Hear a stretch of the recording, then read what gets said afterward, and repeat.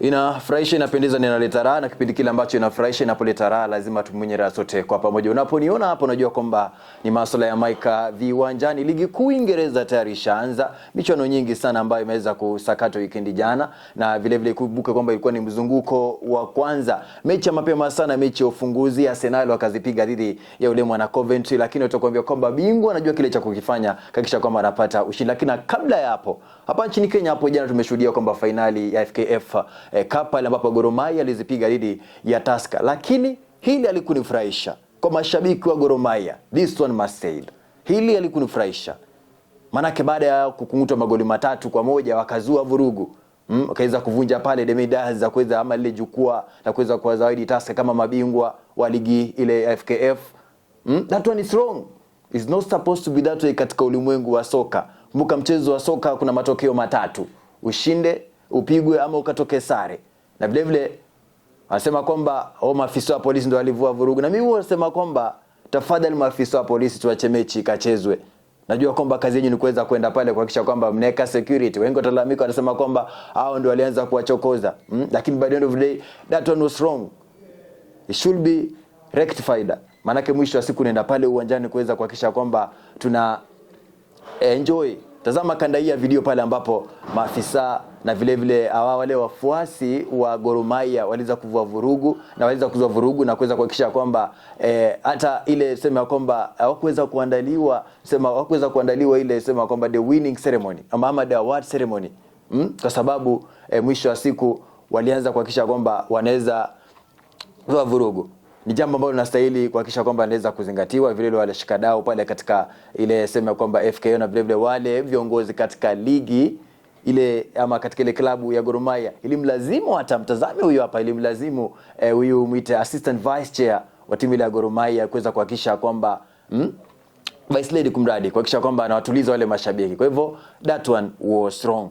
Katika ruba za kimataifa, ligi kuu Uingereza tayari isharejea. Kumbuka kwamba matokeo ninayo hapa na vile vile jedwali ninalo hapa. Mechi mapema sana, Arsenal walizipiga dhidi ya Yuma na Coventry, akaweza kumkuta magoli 3-0. Mechi ambayo ilikuwa ya ufunguzi siku ya Friday. Kwa Arsenal watakwambia kwamba ndovu ni kuu. Brentford siku ya Jumamosi walipiga dhidi ya Tottenham Spurs na akapata ushindi Brentford magoli 3-0. Kumbuka Spurs walipomaliza msimu jana walikuwa chini ya shinikizo, na ni kama masaibu yao bado pia ataendelea pia msimu huu. Nottingham Forest wakazipiga dhidi ya Leeds United. Vile vile kumbuka ya kwamba kuna baadhi za mechi zingine ambazo zinaweza kuchezwa. Takuanza kukujuza hapa. Kumbuka kwamba Manchester United aliweza kukunguta dhidi ya Hull City magoli 2-0. Newcastle akatoka sare ya magoli 2-2.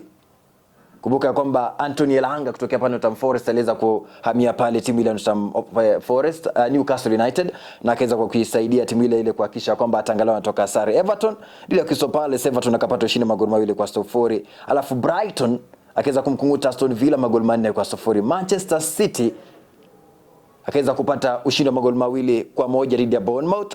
Alafu katika mechi nyingine hapa ambayo iliweza kukungutwa, ikumbuke kwamba nimekujuza kwamba Ipswich aweza kuzipiga dhidi ya Sunderland na Ipswich akapata ushindi wa magoli 2-1.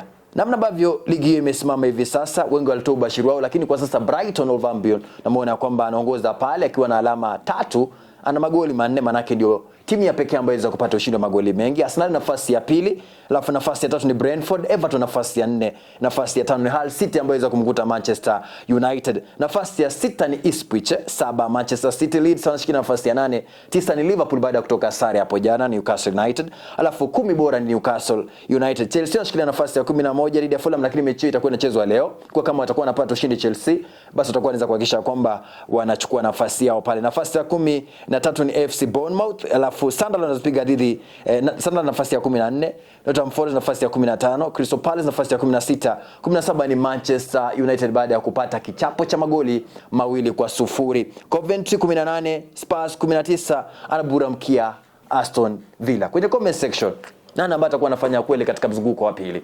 Nakumbuka kwamba ligi hiyo itakuwa inaweza kubadilika, ama msimamo wa ligi utakuwa unaweza kubadilika. Kwa hivyo utakuwa unaweza kuniambia nani ambaye atakuwa anaweza kufanya kweli. Usiweze kuungana nasi katika vipindi vingine tuweze kujuzana mengi zaidi, maana kama viwanjani ndio Simba Sport katika ukanda huu wa magharibi. Usicheze mbali, mimi mtoto wa mama John Anthony Orao.